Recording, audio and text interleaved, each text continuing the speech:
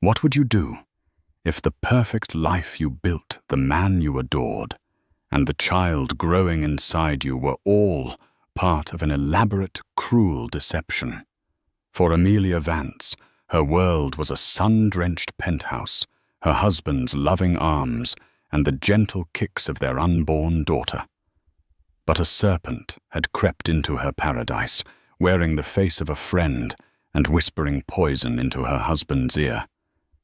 This isn't just a story of infidelity. This is a story of a masterful takeover, a psychological war waged against a pregnant woman and the one man, a billionaire godfather with eyes that missed nothing, who saw the truth hidden behind a flawless smile. Stay with me as we unravel the shocking saga of how a mistress took a pregnant wife's place and the earth-shattering secret that brought an entire empire to its knees. Amelia Vance traced the rim of her porcelain teacup, the delicate scent of chamomile and lavender filling the air of their Upper East Side penthouse. Outside, the midday sun glinted off the steel canyons of Manhattan, but inside her world was serene, meticulously curated and shimmering with love. At 7 months pregnant, she felt a profound sense of contentment that was as vast and deep as the city skyline stretched before her. Her husband, Ethan Vance, was the architect of this beautiful life. Heir to the sterling Vance real estate empire, he was charming, ambitious, and to Amelia utterly devoted. They had met in a whirlwind romance that felt like a modern fairy tale, the humble art curator swept off her feet by the dashing real estate mogul. He hadn't cared about her simple background. He'd said he cared about her spirit, her kindness, her eye for beauty. Now they were expecting their first child, a daughter they planned to name Lily. "You're glowing," Ethan said, entering the living room. He was already dressed in a sharp Tom Ford suit, his tie a perfect silver knot. He leaned down and kissed her forehead, his hand resting gently on her swollen belly. "Lily and her mom are the most beautiful things in my world." Amelia smiled, her heart swelling. "Don't be late tonight. Chloe is coming over to help me finalize the plans for the baby shower. Wouldn't miss it for the world," he promised, his blue eyes sincere. But as he kissed her goodbye, his phone buzzed on the marble countertop. The screen lit up with the name Isabella. "New project manager," Ethan said quickly, tucking the phone into his pocket before Amelia could get a proper look. Incredibly efficient. A real shark. Dad would have loved her drive.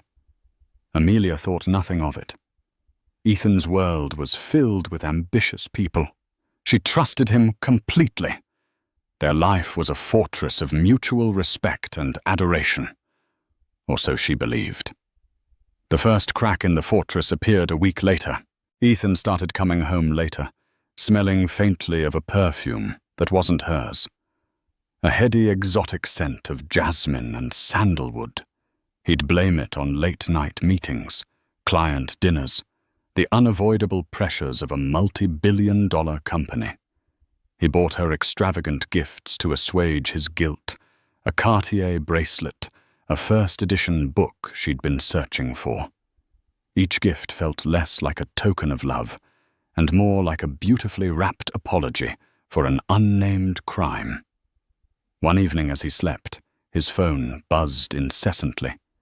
It was on his nightstand, screen down. A wave of nausea sharper than any morning sickness she'd experienced washed over Amelia. Her hands trembled as she reached for it. It was against everything she believed, in a violation of the trust that was the bedrock of their marriage. But a primal instinct, a mother's need to protect her nest, overrode her conscience. She lifted the phone. Dozens of messages, all from Isabella. "Isabella. Still thinking about last night. You were incredible." Isabella. She has no idea, does she? Poor thing. Isabella. I can't wait until it's me in that penthouse with you. Isabella. Just a little longer. Stick to the plan. The words blurred as tears filled Amelia's eyes. The plan. It wasn't just a sordid affair. It was something calculated. Cold. The air was sucked from her lungs.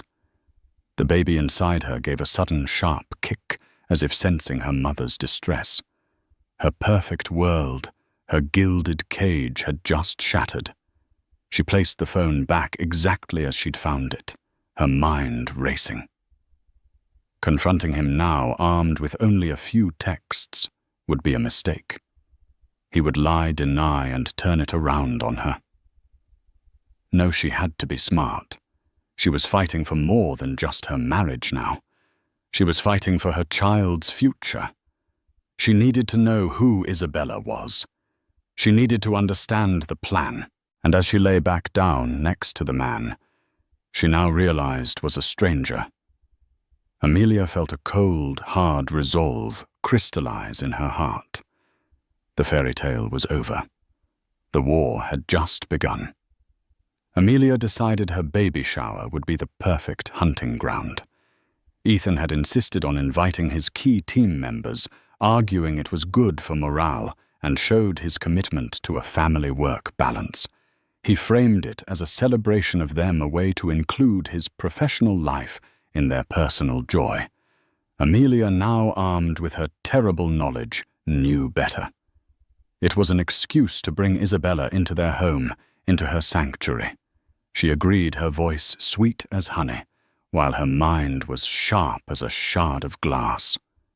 The day of the shower arrived, a perfect sun-drenched Saturday. The penthouse was a vision of white roses and blush-pink balloons. Her best friend Chloe had outdone herself. Guests mingled, sipping champagne, sparkling cider for Amelia, their laughter echoing against the panoramic city views. Amelia, dressed in a flowing cream-colored dress that accentuated her maternal glow, played the part of the blissful mother-to-be flawlessly. But her eyes scanned the crowd, a hawk searching for its prey. And then she saw her. Isabella was even more stunning than Amelia had imagined. Tall and impossibly chic in a tailored crimson pantsuit with raven black hair cut in a severe, stylish bob, and eyes the color of dark chocolate. She moved with the predatory grace of a panther, a confident smile playing on her perfectly painted red lips. She wasn't just beautiful. She radiated a powerful magnetic energy that drew people to her. Amelia watched as she charmed Ethan's colleagues, laughing at the right moments, her hand lightly touching a senior partner's arm. Ethan brought her over his arm possessively around Isabella's waist for a fraction of a second too long. "Darling," he said to Amelia, his smile not quite reaching his eyes. "This is Isabella Rossi, the project manager I was telling you about, the one who's been saving my life these past few months. It's an absolute honor to finally meet you." Amelia. "Isabella," purred her voice, a low, husky melody. She extended a hand, her nails immaculate. "Ethan talks about you constantly. You're even more radiant than he described." It was a perfectly delivered line, laced with just enough sincerity to seem genuine to the onlookers, but to Amelia it was a declaration of war. Isabella's eyes held a flicker of triumphant cruelty. Throughout the party, Isabella was a master of subtle psychological warfare. She attached herself to Amelia, feigning a deep interest in the pregnancy. "Oh, you must be so exhausted," she'd say, loud enough for others to hear. "I can't imagine juggling all this while feeling so delicate. You're a hero." She made Amelia sound fragile, incapable. Later, while Amelia was opening gifts, Isabella knelt beside her, ostensibly to help. As Amelia unwrapped a tiny pair of hand-knitted booties from her Aunt Isabella picked them up. "How quaint," she murmured, her voice dripping with condescension that only Amelia could detect. I was thinking of getting the baby something a little more practical. Perhaps some early learning stock options in a tech startup. She then turned to Ethan's mother, who was sitting nearby, and laughed. Got to start them on the path to success early, right? Eleanor Vance, a woman who valued lineage and power above all else, gave a thin, appreciative smile. Amelia felt a chill. Isabella wasn't just seducing her husband, she was infiltrating her family. The most calculated blow came near the end of the party. Amelia was standing by the dessert table, her back aching, when Isabella approached with 2 glasses. "I brought you some more sparkling cider," she said with a warm smile.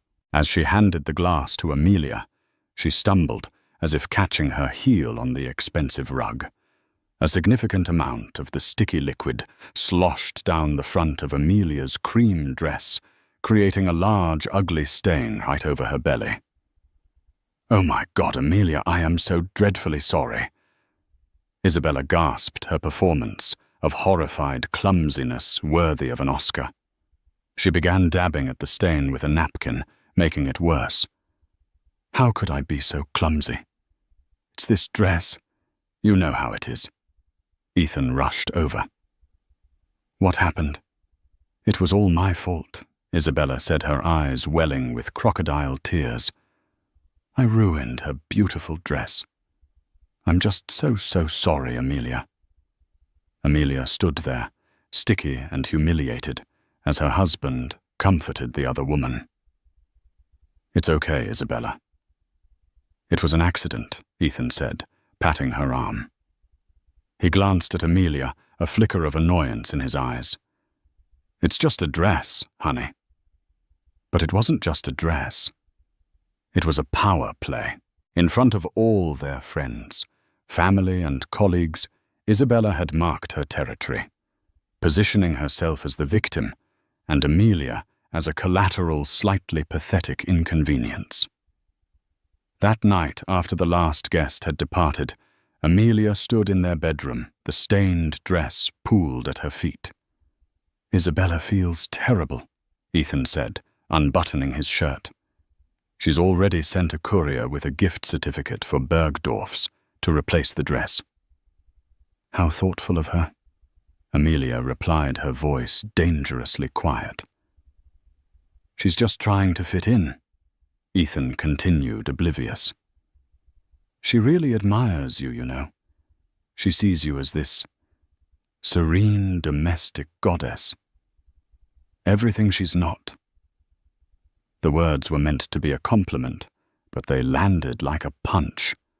To Ethan, Amelia was the docile wife, the mother-to-be, the serene keeper of the home. Isabella was the shark, the dynamic force, his equal in the world outside these penthouse walls. He had neatly compartmentalized them, never imagining that the serene goddess was quietly sharpening her claws. Amelia looked at her reflection in the mirror. The stain on her dress was a map of her new reality. She was no longer just a wife.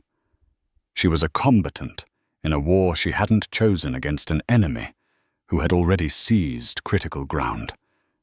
And she knew with chilling certainty that this serpent would not be content with just the garden. She wanted the entire kingdom. The weeks following the baby shower descended into a nightmare of meticulously orchestrated gaslighting.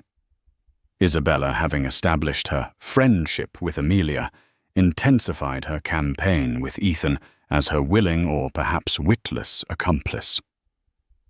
Her goal was no longer just to replace Amelia, but to systematically dismantle her sanity, to make her appear unstable and unfit in the eyes of everyone who mattered. Isabella would call the penthouse under the guise of work, asking for Ethan, then engage Amelia in long, meandering conversations. She would plant tiny seeds of doubt. "Ethan seems so stressed lately," she'd sigh. "He mentioned he's worried about your anxiety. Please make sure you're taking care of yourself. The baby needs a calm mommy. She began to manipulate their physical space. One day, Amelia's antique silver locket, a gift from her late grandmother, vanished from its velvet box. She searched frantically, her heart pounding with a sense of violation. When she told Ethan, he exchanged a look with Isabella, who had dropped by with some documents. "Honey, are you sure you remember where you put it?" Ethan asked, his tone laced with a patronizing concern. "Dr. Evans did say pregnancy can cause baby brain. You've been a bit forgetful lately." "I'm not forgetful, Ethan. It was right here," Amelia insisted, her voice rising with panic. "Of course," Isabella interjected softly, placing a calming hand on Ethan's arm. "Why don't we all just look for it together?" "No need to get upset, Amelia. Stress is so bad for the baby." The next day, the locket reappeared on her nightstand, right where she had first looked. She felt a dizzying sense of confusion. Was she losing her mind? The true masterpiece of Isabella's cruelty was the nursery incident. Amelia had spent months designing the perfect nursery, a serene space of soft grays, yellows, and hand-painted watercolor animals on the walls. It was her sanctuary, a physical manifestation of her love for her unborn daughter. One afternoon, she walked into the nursery to find a gallon of dark grey paint spilled across the pristine white carpet and splattered up the wall, obliterating a family of giraffes she had painstakingly painted. The room reeked of turpentine. Amelia screamed. It was a raw, primal sound of anguish. Ethan and Isabella, who had just arrived home together from a meeting, rushed in. Isabella gasped, her hand flying to her mouth. "Oh, Amelia, what happened? I don't know," Amelia sobbed, collapsing against the doorframe.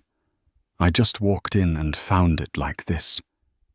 Ethan surveyed the damage, his face a mask of disappointment. "Amelia, the contractors finished in here last week. The paint cans were all taken away. Where did this even come from?" "I don't know," she cried, her mind reeling. Later that evening, after the cleaning crew had left, Ethan sat her down on the sofa. Isabella was there too, perched on an armchair, like a concerned family friend. "Isabella told me something." Ethan began, his voice heavy. "She said she saw you coming out of the storage closet on the service floor this morning, the one where the building keeps leftover maintenance supplies." Amelia stared at him dumbfounded. "What, I haven't been down there in months. She said you looked distracted, upset," Ethan pressed on. "Amelia, are you unhappy about the baby? Are you scared? Is this some kind of cry for help? Did you do this?" The accusation hung in the air, so monstrous, so utterly unbelievable, that Amelia couldn't breathe. She looked from her husband's accusing face to Isabella's, which was a perfect portrait of feigned sorrow and sympathy. Isabella had done this. She had snuck in, destroyed the nursery, and framed her. "You believe her over me," Amelia whispered, her voice cracking. "Ethan, look at me. She is lying. She is trying to destroy us." "Amelia, you're being hysterical," Ethan said, his voice hardening. "Isabella has been nothing but supportive. You've been erratic, emotional, paranoid. First the locket, now this. I think we need to call Dr. Evans. I'm worried about you. I'm worried about what you might do next." That was the moment Amelia's heart finally broke. It wasn't just the affair. It was this. He had allowed this viper to poison his mind so completely that he now saw his pregnant wife as a hysterical, unhinged threat. The fight that followed was apocalyptic. All of Amelia's pent-up fear, suspicion, and grief erupted. She screamed. she cried. She threw a vase of flowers against the wall, a desperate, futile act of rage that only served to prove their point. In the end, Ethan stood before her, his face cold and resolute. "I can't do this anymore, Amelia. I can't have this chaos around me, around the baby. It's not safe. I think you need to leave. Just for a while. Until you're feeling more like yourself." Isabella stood behind him, her expression one of deep, tragic regret. But as Ethan turned to console her, Amelia saw it a fleeting, triumphant smirk that twisted her lips for just a second. "Leave." Amelia choked out her hand protectively on her belly. "This is my home. This is our baby's home." "It's not a home anymore. It's a war zone," he said. "I'll have your things sent to your friend Chloe's. I'll take care of all your expenses. You won't have to worry about a thing. Just get help." He was casting her out. His pregnant wife. He was throwing her away, based on the lies of a woman he barely knew. As the reality of his betrayal settled in cold and heavy as a tombstone, Amelia stopped crying. An eerie calm washed over her. She walked to the bedroom, packed a single overnight bag, and didn't look back. As she waited for the elevator in the private hall, she could hear Isabella's soft, comforting voice cooing at Ethan from inside the apartment. The serpent hadn't just taken her husband. She had taken her home, her reputation, her entire life. She had won. For now. The fluorescent lights of Chloe's spare bedroom seemed to mock Amelia. For 3 days she had barely moved, a prisoner of grief adrift in a sea of betrayal. Chloe, a fiercely loyal friend and a pragmatic lawyer, had tried to rouse her into action, talking of divorce filings and asset division. But Amelia's spirit was shattered. She had lost not just her husband and her home, but her very sense of reality. They had made her believe she was crazy, and a part of her still wondered if they were right. On the 4th day, her phone rang. It was an unknown number, but the caller ID read Blackwood Industries. Her heart skipped a beat. Alistair Blackwood had been her late father-in-law's best friend and the co-founder of Sterling Vance. He was the silent, formidable partner who had stepped back from day-to-day operations years ago, but still held immense influence and a significant portion of the company. He was Ethan's godfather, a figure of immense power and quiet authority, who rarely intervened in family matters. She answered, her voice a hoarse whisper. "Hello." "Amelia." The voice on the other end was deep, resonant, and calm. It was a voice that commanded attention without ever needing to raise its volume. "It's Alistair Blackwood. I hope I'm not disturbing you." "Mr. Blackwood?" "No, of course not." "I was sorry to hear about the disagreement between you and Ethan." He said, his choice of the word disagreement so understated it was almost clinical. "Ethan informed the board that you would be taking some time away to deal with personal health matters." Amelia's blood ran cold. He was already spinning the narrative painting her as unwell to his board of directors. "That's not what happened," she said, a spark of her old fire returning. There was a pause on the other end. "I didn't think so," Alistair said simply. "I knew Ethan's father, Robert, for 40 years. He was a brilliant man, but a terrible judge of character outside of a boardroom.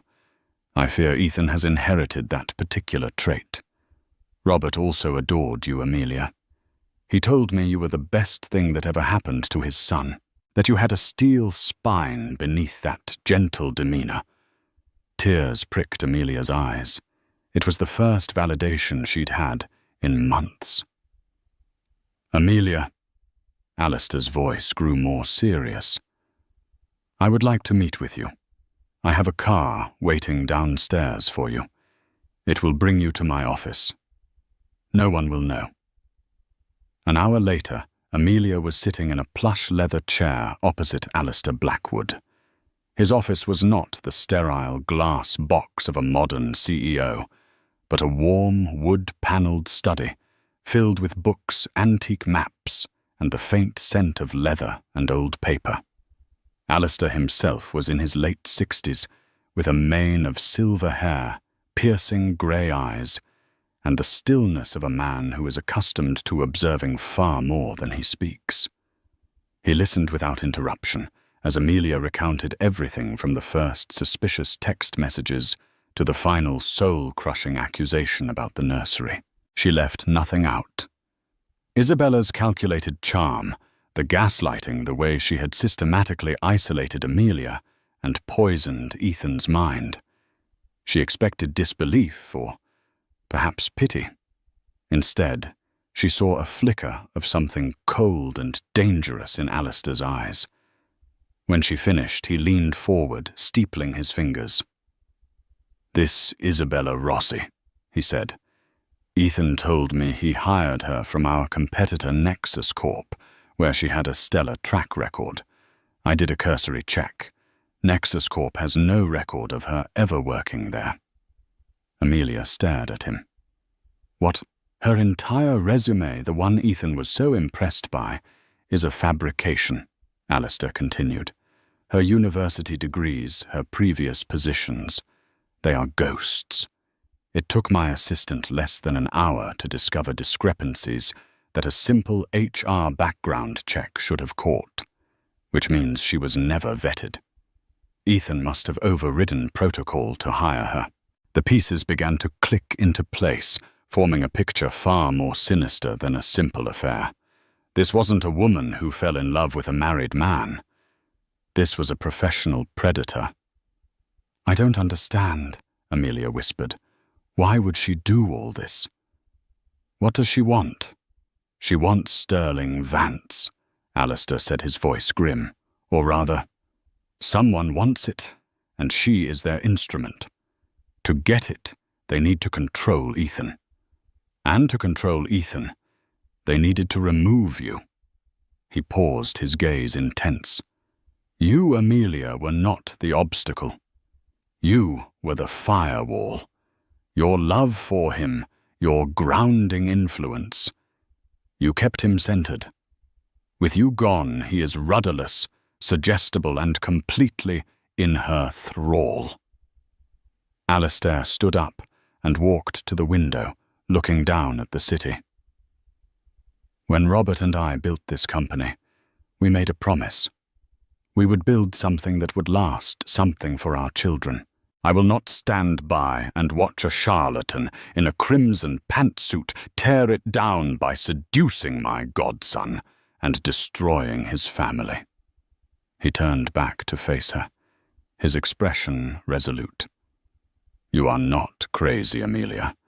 You are a victim of a sophisticated psychological attack, but you are also a Vance in spirit, if not yet in name, for your daughter. And the Vances do not break. They fight back." He gestured to a man standing discreetly by the door, a man Amelia hadn't even noticed. "This is David Hayes. He is the best private investigator in this city. From this moment on, he works for you. We are going to uncover every lie trace, every dollar, and expose Miss Rossi for exactly what she is. We will not just clear your name, Amelia. We will dismantle her." For the first time in weeks, Amelia felt not despair, but a surge of cold, righteous fury. The fog of confusion and self-doubt began to lift, replaced by a crystalline clarity. Alistair Blackwood hadn't just offered her a lifeline.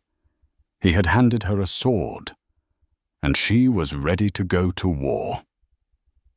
David Hayes was the antithesis of the gruff, trench-coated private investigators of fiction. He was a slight, impeccably dressed man in his 40s with a quiet demeanor and eyes that seemed to absorb every detail of his surroundings. He operated not with brute force, but with the surgical precision of a data surgeon.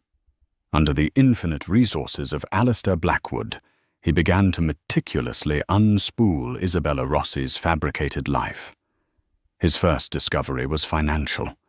Isabella had systematically been siphoning money from Ethan. It wasn't crude theft, but a sophisticated scheme. She had convinced Ethan to invest in a series of exclusive high-yield, offshore tech funds. The paperwork was flawless, the prospectuses glossy and convincing. In reality, they were shell corporations, intricate funnels that led directly to a series of anonymous bank accounts in the Cayman Islands and Switzerland.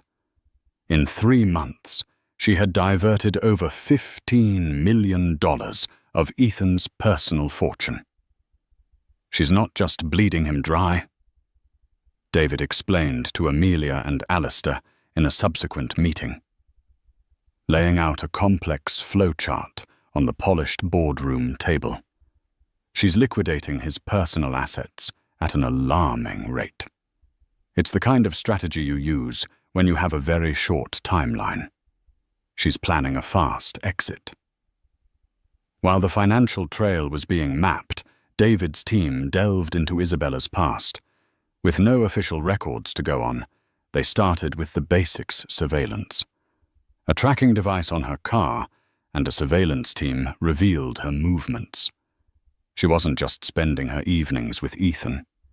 2 or 3 times a week, she would drive to a discreet luxury condo in Brooklyn, one not registered in her name. "We ran the condo's ownership," David said, his tone grim.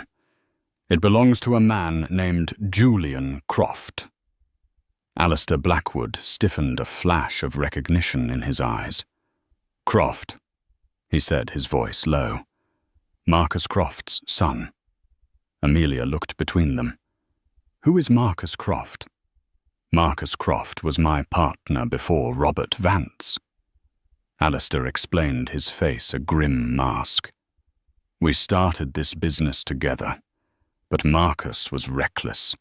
He took dangerous risks, cut ethical corners. I bought him out and he never forgave me for it. He spent the rest of his life trying to build a rival firm, Nexus Corp, with the express purpose of destroying us. He died 2 years ago, a bitter, resentful man. His son Julian inherited both the company and the grudge." Suddenly it all made sense. Nexus Corp, the company Isabella had claimed to work for. It wasn't a random lie. It was a taunt. "Isabella isn't just a gold digger," Amelia said, the horror of the conspiracy dawning on her. "She's a corporate saboteur. She's working for Julian Croft." "Precisely," David confirmed. "She's the weapon. Croft is the man pulling the trigger. Their plan is twofold. First, bankrupt Ethan personally. Second, get him to make a series of disastrous business decisions that will tank Sterling Vance's stock price. Once the company is vulnerable, Nexus Corp, funded by Ethan's own stolen money, will initiate a hostile takeover." The sheer audacity and cruelty of the plan was breathtaking. They weren't just trying to ruin Ethan professionally. They were using his heart as a tool to orchestrate his own demise. The final piece of the puzzle, the one that would serve as the public executioner's blade, came from a deep dive into Isabella's personal communications. David's team managed to legally acquire records of her burner phones. They found a treasure trove of text messages and voice notes between her and Julian Croft. In them, Isabella gloated about her manipulation of Ethan. She called him her gilded puppy, mocking his adoration and gullibility. She detailed with chilling delight how she had staged the nursery incident, smuggling in the paint and turpentine in a designer tote bag, while Amelia was at a prenatal yoga class. He actually believed the pregnant cow would destroy her own baby's room. One of her voice notes sneered, followed by Julian Croft's cruel laughter. He's practically begging me to move in. He wants me to help him fix his life. But the most damning evidence was a video file attached to one of the messages. It was security footage from a bar dated 6 months before Isabella ever met Ethan.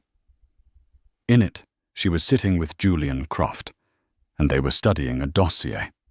The camera zoomed in, and Amelia's face was clearly visible on the top page. It was a complete file on her background, her routines, her psychological profile, her weaknesses. Amelia felt sick. She had been targeted. This entire nightmare, every step of it had been planned with the cold, impersonal precision of a military operation. She wasn't just collateral damage. She was the primary target to be neutralized. Alistair Blackwood looked at the mountain of evidence, the financial statements, the surveillance photos of Isabella and Croft, the transcripts of their conversations, the damning video. His face was like granite. "We have everything we need," he said, his voice calm but lethal. "Now we choose our battlefield. This cannot be resolved in a courtroom a year from now. This needs to be settled with speed and finality. It's time to bring Ethan back into the fold, not with an argument, but with the cold, hard, irrefutable truth." He looked at Amelia, his grey eyes softening for a moment. "I am going to arrange a formal dinner at my estate. Ethan and Isabella will be the guests of honor. He believes it is to celebrate his newfound happiness. It will, in fact, be a tribunal." Alistair Blackwood's Long Island estate was a fortress of old money and quiet power. A long, winding driveway led to a magnificent stone manor surrounded by acres of manicured gardens. It was the kind of place where dynasties were made and broken. Ethan and Isabella arrived in Ethan's Bentley, looking every bit the power couple.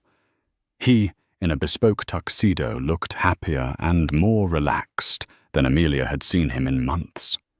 Isabella was a vision in a shimmering, backless silver gown, dripping with diamonds that Amelia recognized as part of the Vance family collection pieces she herself had refused to wear, finding them too ostentatious.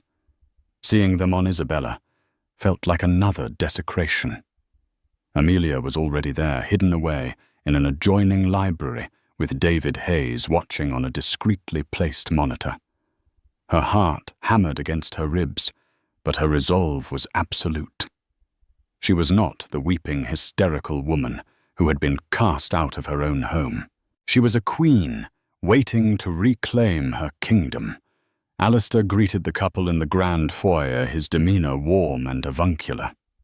"Ethan, my boy, and this must be the brilliant Isabella. I have heard so much about you." "The pleasure is all mine, Mr. Blackwood," Isabella said, her voice smooth as silk. "Ethan holds you in the highest regard."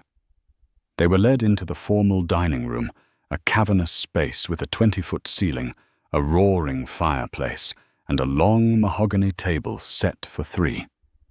The atmosphere was intimate, yet overwhelmingly formal. They made it through the soup and the fish course with pleasantries.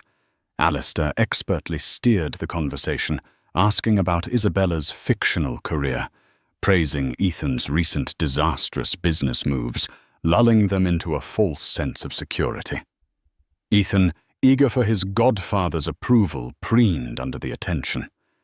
Isabella was poised and charming, the perfect corporate consort. It was when the butler cleared the plates for the main course that Alistair made his move. "Ethan," he began, his tone shifting almost imperceptibly, becoming heavier, more serious. "Before we continue, there is a small business matter I'd like to discuss, a matter of due diligence." Ethan looked confused. "Of course, Alistair. What is it?" Alistair nodded to an unseen person, and a large screen descended from the ceiling on the far wall. "It concerns your new star project manager," he said, his eyes locking onto Isabella. Her smile faltered for the first time. The screen flickered to life. The first image was a side-by-side comparison of Isabella's resume and a list of confirmations. Nexus Corp, no record of employment. Stanford University, no record of attendance. Ethan stared, his brow furrowed. Alistair, what is this? Some kind of clerical error. There is no error, Alistair said calmly. The screen changed to a flowchart, the one David Hayes had prepared, showing $15 million flowing from Ethan's accounts into a web of offshore shells. This, however, is grand larceny. Ethan's face went pale. That's not possible. Those are my investments. Isabella vetted them. Oh, she vetted them all right, Alistair said, his voice dripping with ice. The screen changed again this time to a surveillance photo of Isabella kissing a man outside a Brooklyn condo. A man I'm sure you recognize, Ethan. Julian Croft. Ethan shot to his feet. Croft? What the hell is she doing with Julian Croft? Isabella's composure finally shattered. Ethan, this is insane. This is a trick Blackwood is trying to drive a wedge between us, is he? Alistair's voice boomed in the silent room. Then perhaps you can explain this. The audio began to play. It was Isabella's voice, clear as a bell from the recovered voice notes. He actually believed the pregnant cow would destroy her own baby's room, followed by the sound of Julian Croft's cruel laughter. Ethan staggered back as if he'd been physically struck. He looked at Isabella, his eyes wide with horror and dawning comprehension. The color drained from her face, leaving a ghastly pallor beneath her perfect makeup. And finally, Alistair said, dealing the finishing stroke, the planning session. The video from the bar played on the screen. Isabella and Croft 6 months prior, studying the dossier on Amelia, planning every move. The systematic, cold-blooded destruction of a life laid bare in grainy security footage. The room was utterly silent save for the crackling of the fire. Ethan was shaking his face, a mask of agony and self-loathing. He turned to Isabella, his voice a choked whisper. All of it was a lie. Isabella, cornered and exposed, dropped the facade entirely. The charming, sophisticated woman vanished, replaced by something venomous and feral. Lie! She spat, her voice hard and ugly. You pathetic fool. You made it so easy. You were so desperate for a shiny new toy to praise you that you threw away your own wife. The pregnant cow was smarter and stronger than you ever deserved. And you handed me your entire kingdom on a silver platter because I told you that you were a big, strong man. Her eyes blazed with contempt. Yes, we were going to take everything. And you know what? You deserve it. It was at that moment that the library doors opened. Amelia stepped out, poised and regal, her hand resting on her belly. She was no longer a victim. She was the judge. Ethan saw her, and a terrible guttural sob escaped his lips. He stumbled towards her, his hands outstretched. Amelia. God, I'm so sorry. I didn't know. I was a fool. Amelia held up a hand, stopping him in his tracks. Her eyes were not filled with hate, but with a profound, sorrowful finality. The time for sorry is over, Ethan, she said, her voice steady and clear. You didn't just have an affair. You let her wage a war against me, against our child in our own home. You chose to believe the lies because it was easier than facing the truth. You broke my trust. But you will not break me. Alistair Blackwood stood up, his presence dominating the room.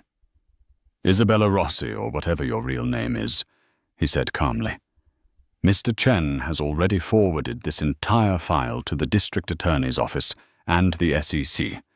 You will be facing federal charges for fraud, conspiracy, and embezzlement. As for you, Julian, he said, speaking as if Croft were in the room, the war your father started is now over, and you have lost. 2 discreet security men entered the room and stood on either side of Isabella. Her fight was gone, replaced by the cold, stark terror of utter defeat.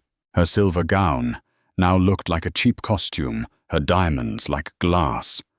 The serpent had been defanged, exposed, and was about to be caged. The aftermath was not a story of joyful reunion, but one of quiet, painful reconstruction. Isabella Rossi and Julian Croft were arrested the next day.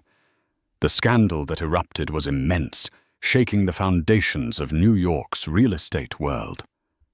The story of the corporate conspiracy, the ruthless Mistress, and the billionaire Godfather's intervention became the stuff of legend. But for Amelia, the headlines were just noise. Her world was focused on the new life she was about to bring into the world. Ethan, shattered and publicly humiliated, tried desperately to win her back. He sent endless bouquets of flowers, wrote long, rambling letters filled with self-flagellation and pleas for forgiveness.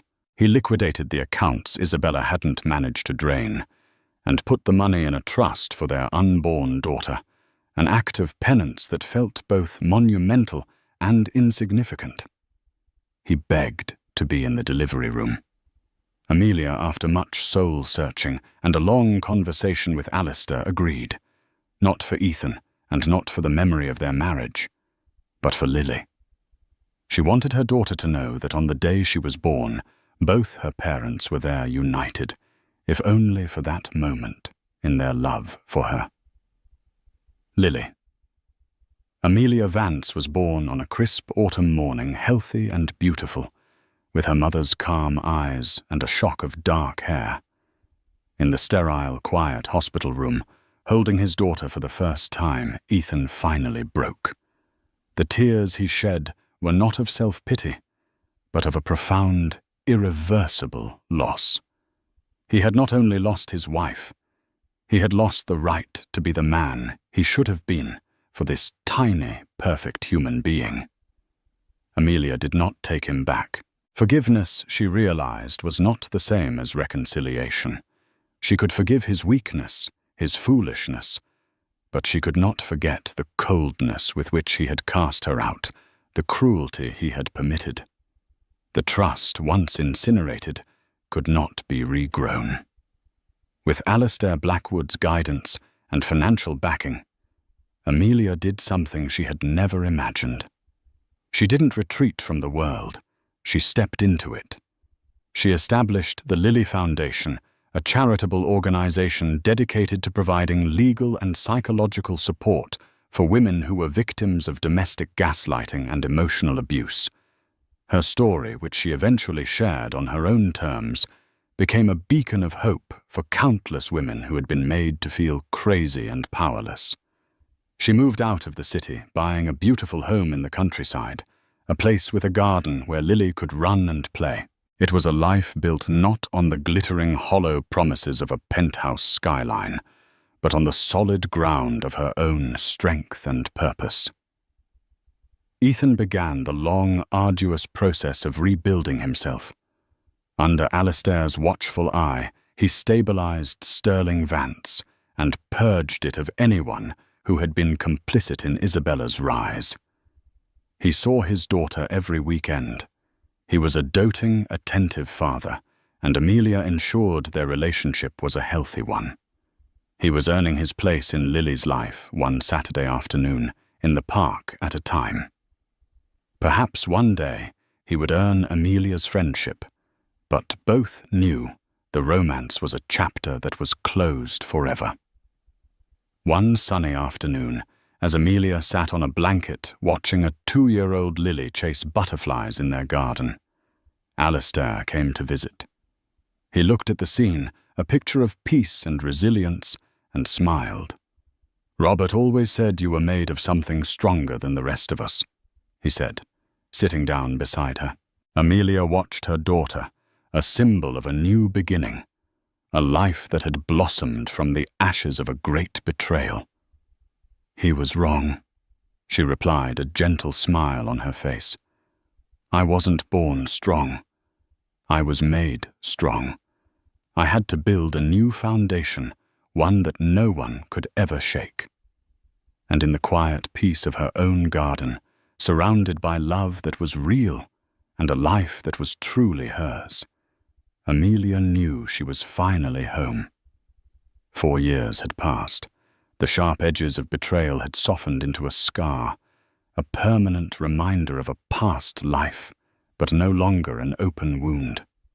Amelia's world was now painted in the vibrant colors of childhood. It was the bright yellow of the sunflowers that towered over her daughter in the garden, the blue of the summer sky above their country home, and the kaleidoscope of emotions that came with raising a bright, inquisitive little girl. Lily was the center of her universe, a universe Amelia had painstakingly built on a foundation of peace, integrity, and unconditional love. The co-parenting relationship with Ethan had evolved into something surprisingly steady. The fire of their past romance was long extinguished, but in its place was the warm, respectful glow of a shared purpose. He was a constant, devoted presence in Lily's life. He had spent the years not just rebuilding his company, but rebuilding himself. He went to therapy, owned his mistakes with a humility Amelia never thought possible, and treated her with a deferential respect that bordered on reverence.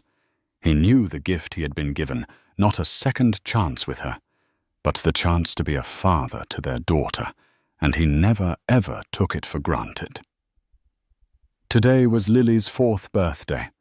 The garden was filled with the laughter of small children, the scent of cut grass, and the sweet promise of cake. Amelia, dressed in a simple linen sundress, watched as Ethan's sleeves rolled up, knelt to Lily's level, helping her unwrap a ridiculously large present. He caught Amelia's eye over their daughter's head and gave her a small, genuine smile, a smile of shared joy free from the ghosts of their past. For a fleeting moment, it felt perfect. But echoes have a way of returning when you least expect them. The first tremor came a week later, not as a dramatic confrontation, but as a sterile, cream-colored envelope delivered by a courier. It was from a law firm Amelia didn't recognize. Inside, the language was dense and legalese, but the intent was as clear and venomous as a snake's bite. Isabella Rossi, from the confines of a federal prison, was filing a civil suit against the Vance estate, Alistair Blackwood, and Amelia personally. The grounds were defamation, emotional distress, and a new monstrous allegation. The lawsuit claimed that Isabella's character had been assassinated and that crucial personal information had been omitted from the tribunal that had exposed her.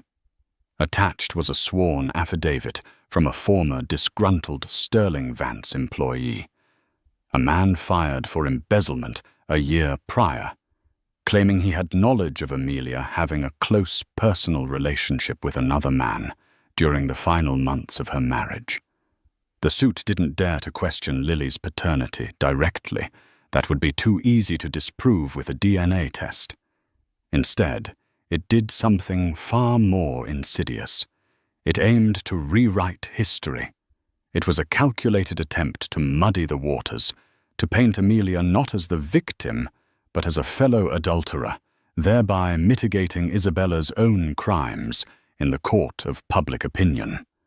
It was a desperate, spiteful lashing out from a caged animal designed not to win, but to wound.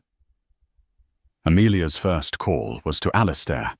His reaction was swift and dismissive. "Trash, Amelia. A nuisance suit. We will have it thrown out before it ever sees a courtroom. Do not give it a moment of your thought." But her second call was to Ethan, a call she made with a knot of old fear tightening in her stomach. She needed to tell him before the tabloids inevitably got wind of it. She read him the core of the allegation over the phone, her voice tight but controlled. There was a long silence on the other end. For a terrifying second, the new foundation of trust she had built with him felt like it was turning to sand. The old Ethan, the weak, suggestible man from her past, would have allowed a sliver of doubt to creep in. But it was a new Ethan who answered. His voice, when it came, was not filled with suspicion, but with a cold, quiet rage she hadn't heard in years. "She's trying to poison us again," he said, the words clipped and sharp. "She can't stand that we're happy that Lily is happy. She wants to burn down the life you've built." He took a deep breath. "I'm on my way. We will handle this together. Her lawyers, my lawyers, a united front. This time, there is no wedge to drive between us. There is only granite." When he arrived an hour later, the look on his face was one of grim determination. They sat in Amelia's sunlit kitchen, the same room where she had hosted Lily's birthday party just days before, and mapped out a strategy with Alistair on speakerphone. David Hayes was immediately brought back on retainer. Within 48 hours, he had completely dismantled the evidence. The disgruntled ex-employee confessed he'd been paid $10,000 wired from an account belonging to Isabella's sister in exchange for his false testimony. The story was a complete fabrication, but they all knew that in the modern world, the truth often runs a distant second to a sensational headline. And just as they feared, a notorious online gossip portal broke the story, splashing a flattering picture of Isabella next to a grainy, out-of-context photo of Amelia talking to a male parent at Lily's preschool. The headline was sleazy and designed for maximum damage. "Vance Empire Scandal. Jailed Mistress claims wife had her own secrets." The echo of the old nightmare was deafening. The feeling of being watched, judged, and publicly dissected returned with a vengeance. But this time Amelia was not alone. "I'm going to fix this," Ethan declared, his jaw set. "Alistair's lawyers will kill the lawsuit in court, but I'm going to kill the narrative in public, right now." His own PR team advised against it. They urged a quiet, no-comment approach to let the legal process play out. "Don't give her the oxygen of a response," they counseled. "You don't understand," Ethan told them, his voice ringing with conviction. "My silence 4 years ago is what allowed this to happen in the first place. My silence was my complicity. Not again. Never again." He booked a single exclusive interview with a respected journalist, a woman known for her tough but fair approach. He didn't bring a lawyer or a publicist into the room with him. He brought only a framed photo of Lily, which he placed on the table next to him. The interview was a masterclass in accountability. He began by refusing to even name Isabella. "I will not give a convicted felon the satisfaction of hearing her name on this program," he stated. "This is not about her. This is about my failures and the strength of the woman I wronged." He then proceeded to publicly own his past with brutal honesty. He spoke about his own insecurities, his ego, and his catastrophic failure to trust the woman he loved. "I was manipulated," he said, looking directly into the camera. "Not because she was a mastermind, but because I was a willing fool. I chose to believe a fantasy because it fed my vanity, and in doing so I betrayed a reality that was 1,000 times better. I failed as a husband, and I am spending the rest of my life trying to succeed as a father and a friend." He then addressed the new allegations. "This latest attack is not just false, it is a calculated act of cruelty aimed at the one person who has shown nothing but grace and integrity, my daughter's mother. It is an attempt to inflict pain on a good woman and to cast a shadow on an innocent child." Let me be unequivocally clear. Amelia Vance is the finest human being I have ever known. Her only secret is a capacity for forgiveness that I will never fully comprehend nor deserve. We are united in protecting our daughter from these lies, and we will not be broken. The interview was a bombshell. It went viral not for the scandal, but for Ethan's raw, unvarnished confession and his passionate defense of Amelia. He hadn't just denied a rumor. He had reclaimed the entire narrative. He had used his platform not to save himself, but to shield his family. Within a week, facing public ridicule and a countersuit for malicious prosecution, Isabella's civil case was withdrawn. The gossip portal printed a full retraction. The echo faded, finally silenced. That weekend, Ethan was at Amelia's home, helping her plant a small vegetable patch with Lily. As their daughter happily dug in the dirt, Amelia turned to him. "Thank you, Ethan," she said, her voice quiet. "What you did, that was the man I thought I married." He looked away towards the horizon, a flicker of the old pain in his eyes. "That man didn't exist then, Amelia. I was an idea you fell in love with. I've spent 4 years trying to actually become him." He finally met her gaze, and his eyes were clear. "Protecting you and Lily isn't a choice anymore. It's my foundation." She nodded, a gentle acceptance passing between them. The scar of their past would always be there, a part of their story. But they had finally learned how to build around it together. The new foundation was solid, tested by the echoes of the past, and it would not be shaken again. Amelia's story is a harrowing reminder that the most dangerous threats often come disguised as love and friendship. She was pushed to the brink, betrayed by the man who should have been her protector, and hunted by an enemy she didn't even know existed. But she didn't just survive. She rose from the ashes, stronger, more purposeful, and in complete control of her own destiny. Her journey from a gilded cage to a life of true freedom shows the incredible power of resilience, the importance of a loyal ally, and the ultimate triumph of truth over deception. Have you ever faced a betrayal that made you question your own reality? What would you have done in Amelia's position? Let us know your thoughts in the comments below. If this story of survival and justice moved you, please give this video a thumbs up, share it with someone who needs to hear it, and make sure you subscribe to our channel for more real-life dramas that will leave you breathless. Thank you for listening.